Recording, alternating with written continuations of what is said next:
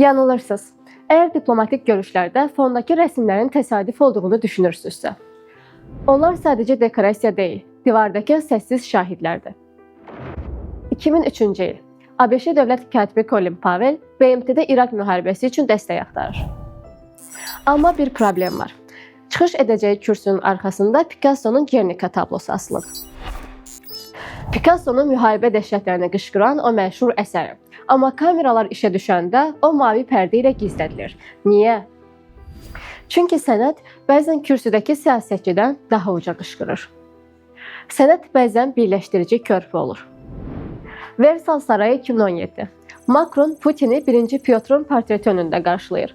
Bu təsadüfi dekorasiya deyildi. Bu bizim tariximiz birdir deyən bir vizual nota idi. Hətta soyuq müharibə illərində Amerika səfirliklərini mücərrəd tablolarla bəzəyirdi.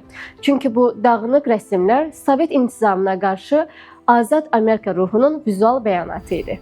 Siyasət həqiqətin üzərinə pərdə çəkə bilər, amma ideyanın üzərinə əsla. Çünki həqiqət örtülə bilməyəcək qədər parlaqdır.